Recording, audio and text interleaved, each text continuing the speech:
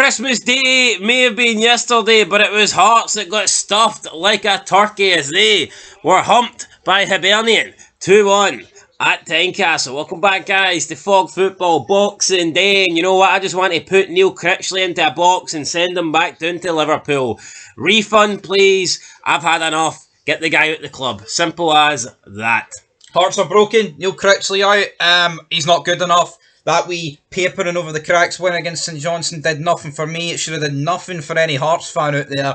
And you know what? See that game today? That was a team being managed by a guy that doesn't have a Scooby snack, man. That was 11 players out there running about like headless chickens. I mean, there may be no white snowdrops at Tynecastle at Christmas time, but there's certainly drops of brown shite, and it's coming for Neil Critchley. It's coming for Hearts. Just a horrible performance from start to finish. Yeah, we may have scored a goal, but I mean, it was an incredibly lucky goal, to be fair, own goal. And, you know, I think 2-1's probably not even fair on Hibs. Hibs were the team with the more chances. Hibs were the team that looked like more likely to score. And had they not won this game, I think it would have been unfair on them. David Gray, fair play to him. He's turned it around. I'm not giving Neil Critchley the chance to turn it around. I think he should go. He should go now. Guy was never good enough, never had the credentials, never done anything deserving of the Hearts job.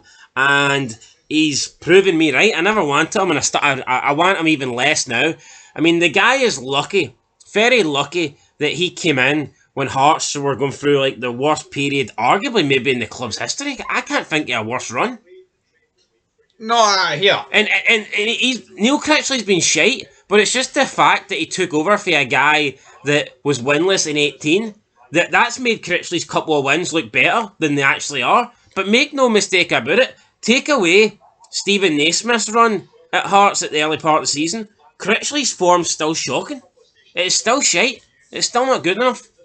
Yeah, and this is a result that's put, you know, Hearts behind Ross County, who went 2-0 up against Dundee. So Hearts will sink down to 11th. St Johnstone are going to get beat, probably. But again, that just sums up where Hearts is and are as a football club. They've still got a great squad. We said at the time, man, giving this guy a 3-year deal essentially was absolutely brain dead. The guy's never done it.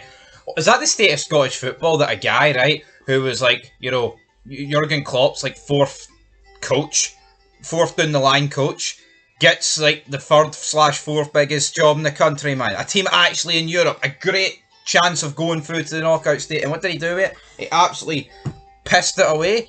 The guy is he's like amateur level, man. It's a joke how he's even got to this. It's no good enough. He's no good enough. I see these people that stick their noses up. And the appointment's no good enough either. Like, see these people that stick their noses up at the league. You can't tell me that Derek McKinns and Stephen Robinson wouldn't have absolutely... Hearts would be well clear, man. They would be. Like, say you want... Yeah, Kelly haven't had a great season so far. That's undeniable, right? But how much have they been affected by the fact that... Red card every game. Yeah. Exactly, and they do nowhere near have got the same finances as Hearts, so European games affected them early on, but literally, as you said, red cards every game. Neil Critchley isn't good enough. It's not like he had 2 decent spells with Blackburn. He had 2 shite spells with Blackburn. It was Blackpool, and yeah, he got sacked both of them, so, I mean, fucking hell. Yeah, exactly. I just don't get it. How's a guy, I mean, how's a guy that's been managing down in, like, League One coming up here? I think it's one thing if you leave a League One club after an impressive stint to come to Hearts. Yeah. But getting sacked for a League One club, that's fucking embarrassing, man. No, it is. Of course it is.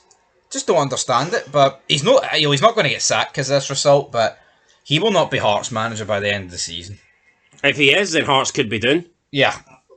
Just 11 guys running around a pitch that didn't know what they were doing. Shanklin was booting the ball in frustration. I mean, as for the first Hibs goal, I've honestly no idea why they ruled it out initially.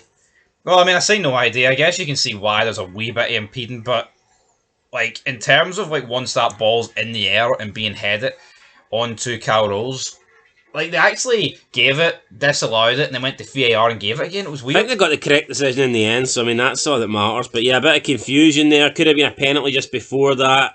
I think Hearts have been unlucky when it comes to penalties this season. We don't seem to get penalties when there's a handball for the opposition, but when we handball it, every penalty's given. Yeah, I didn't see a handball in You that. know, Rangers, Celtic, Europe, it just doesn't matter. James Penrice, anytime he comes within 6 metres of a ball, there seems to be a penalty given against him. So, yeah, you know, for once I was actually grateful that we didn't get the penalty here. I don't think it was a penalty, but you can never be too sure. But we pretty much conceded straight away after, you know, from the corner. So, I mean, what difference did it really make? No difference at all. We were shite, got a lucky goal to get into the break level. And for some reason, the fans are all chanting. I say for some reason, obviously I know the reason because we scored, we equalised. But listen, I'm not brain dead. I'm not fickle. See if we've been shite for 44 minutes, 45 minutes, and we get an equaliser. I'm not going to start marking out and going mental and pretend that everything's great. And that's what the dumb bastards were doing. It is, man. It's pathetic. Who gives a... Like everyone's pretty much saying that, there's going to be some crazy boos here at half-time. Then we score an equaliser and all of a sudden everyone's acting like we're playing quality football. Well, the boos that we should have heard at half-time, we just heard them at full-time. You could see this coming. I just don't get it. Like, why are you going to applaud a shite performance just because you fluked our own goal before half-time? Yeah, I'm not saying they can't celebrate the goal, but I kind of agree. Hearts still deserve to get booed off. I mean, Boyd said at half-time it was one of the worst performances he'd seen. Yeah, but all these dumb fucks, man, are, Hearts, you know what I mean? Thinking we're going to go on and win the game. Nah, we ain't going to win shit. We ain't going to... I just don't see why... Technically, though, if Neil Critchley is a good manager, then he could have got them in at half-time, one each, and turned it around. Yeah, but look, man... He ain't a good manager. They scored just before half-time, right? I don't know why... the fans are changing their opinions based on a fucking fluky own goal when there's still 45 minutes to go. The first half was shite. Hearts getting that lucky goal doesn't change that Hearts were shite. Team deserve booed off, whether it was 1-0 Hibs or 1-1. I can understand being relieved not to be behind, but I don't know why they were cheering as if they'd seen the greatest performance ever, like we were 3-0 up. We weren't 3-0 up. It's a derby, mate. I mean, we didn't even create one good chance, never mind 3 good chances. Yeah, and the goal itself was bogging. Mincemeat. Fucking mincemeat. I thought we started the second half better, but, I mean, if you put a gun to my head and asked me to name you one chance, I'd be struggling here. That's how bad it was. Hibs did well. Was it Chris Caden, Nicky Caden? I'm getting them both messed up here. I believe it was Chris Caden. No idea they were twins. I didn't know. I thought they were brothers. Didn't know they were twins. Chris Caden, I think it was, crossed it in for Nicky Caden. Good cross. Nicky Caden headed it right at Craig Gordon. I mean, it's a good save for Craig Gordon as well to position himself in that sort of position. Saves it with his chest. That should have been 2-1 for me. I was shocked when it didn't go in.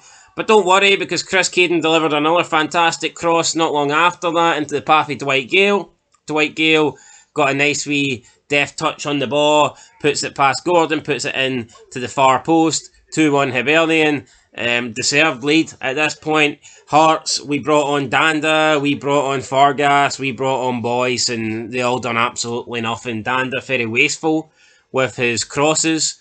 Boyce was just there. I mean, it's just some guy run. I mean, I was going to say just some guy running about the pitch. He doesn't even do that. I mean, just a waste of a shot. And his legs have gone. And Fargas is...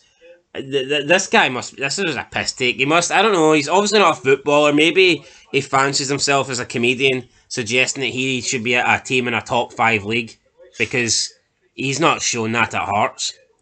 Yeah, total BS, man. I don't even think he should be... I don't even think he's good enough to be in a top 5 team in the Scottish Premiership. Never mind a top 5 European League team. No, he's awful.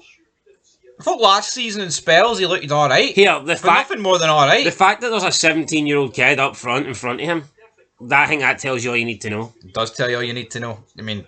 And I'm not bashing James Wilson, but I mean, come on. But I tell you what, I thought the Hibs' second goal was phenomenal. I thought the pass, the cross was brilliant, and I thought the wee flick for Dwight Gale was even better. What a goal. And, I mean, if there's a goal to win a game of football, it's that. And, you know what? Dwight Gale, not exactly had a great Hibs career so far. Talk him ending it at the end of it. Well, not ending it all, ending his career at the end of the I believe season. he said his body's breaking down. Well, if this is your body breaking down, that's a good finish. No two ways about it. Yeah, look, he might not have the legs anymore, but I still think he's a good player. Yeah. You know what, though, It can be an impact sub, We're no doubt talking about about it. how long is it going to take Hearts to sack Critchley. Look how long it took them to sack Naismith. True. I mean, I'd rather be bringing on Dwight Gale than bringing on Liam Boyce. Oh, absolutely. Dwight Gale can't be in much worse shape than Liam Boyce, can he? No, I know. It's just, it has to go out that way, like, at the end of the day, but, I mean, Hibs thoroughly deserved this. Could have been way more. As for Hearts, as you said, gun to the head, couldn't even name you one real chance they had. I mean, I remember late on, man, they were getting it down in the box, and Shankland, Boyce, Fargas are just tripping amongst each other, man. Just an absolute They just completely lost the shape when they put bodies forward, but it's not like the shape, it's not like the shape at 1-1 was good. Yeah, look, and you can argue who you want to give man of the match to. I mean, I think Hearts' best performer was probably Craig Gordon, but I'll tell you who the luckiest man was in the match, and that was the fan that was arrested 10 minutes in, because he didn't need to see the 80 minutes of shite after. Aye, because it was pretty bad from Hearts, but let's get on that, right? So we don't know exactly, we don't have a transcript in front of us of what was said, but we believe, due to what Sky Sports said at half-time, that a Hearts fan racially abused the Hibs bench. So we don't really know what he said, but he's racially abused them. Now, as Chris Boyd said, it's 2024 and that shouldn't happen, and we totally agree with that, right? But this is Scottish football, and we have sectarianism every week. Should a guy truly be getting arrested for words when we have what goes on at Rangers and Celtic games and of the like? When you actually compare it. Yeah, it's a slippery slope. It is a very slippery slope, and you know what? This isn't a point-scoring point we're making here. This is just a dose of reality. Where do you draw the line? I remember Neil Lennon come out and says, like, you bring up racism, it gets treated serious. I have been, like, sectarianly abused my entire life, and it's treated as a joke. And you know what? Based off this reaction... Neil Lennon's right. Yeah. Neil Lennon's 100% right. If you take your tinted specs off... I think there's a lot of people in Scottish football that don't support Rangers or Celtic, right, that will have the same opinion that we've just whipped out there, but where do you draw the line?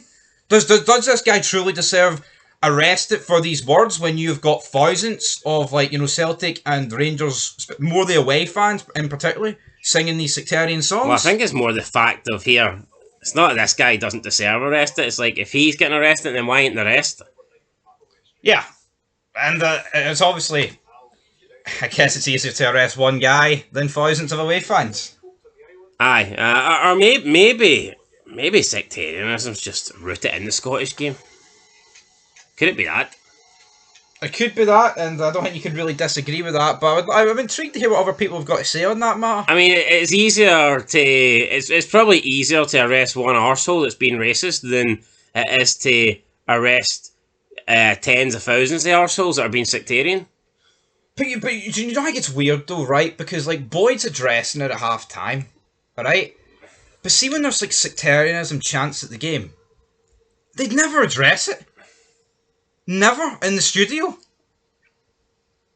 Yeah. There's no mention of it, right? And it doesn't have to be, like, particularly sectarian, but when there's, like, chants about IRA, UVF, etc., die Chris Boyd, orange bastard, or die Neil Lennon, Fenian bastard, it's like they never address it, but as soon as this happened, I mean, that guy, I can't remember, who's the reporter, Neil...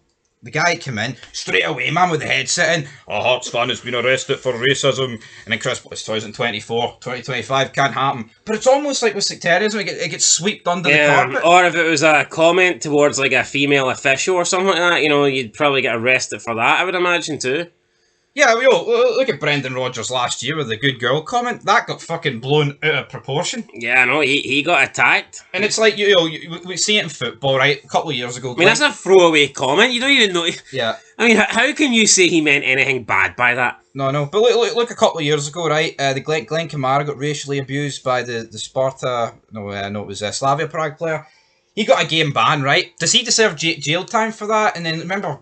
Rio Ferdinand called Ashley Cole chalk ice. Do these incidents warrant jail time?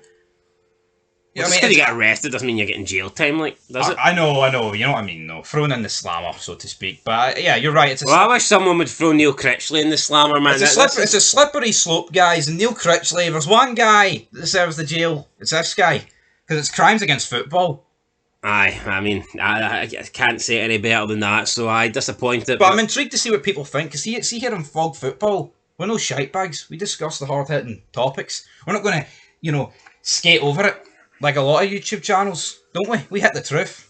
Oh, aye, 100%. Hit the truth. And the truth is... Hearts are shite. And Neil Critchley needs to go, so... Aye. That is the truth, guys. More football to come, but looking at the results, I don't think I want to talk about any more football, to be honest. The Rangers are coming, 5:45. Be there, be square.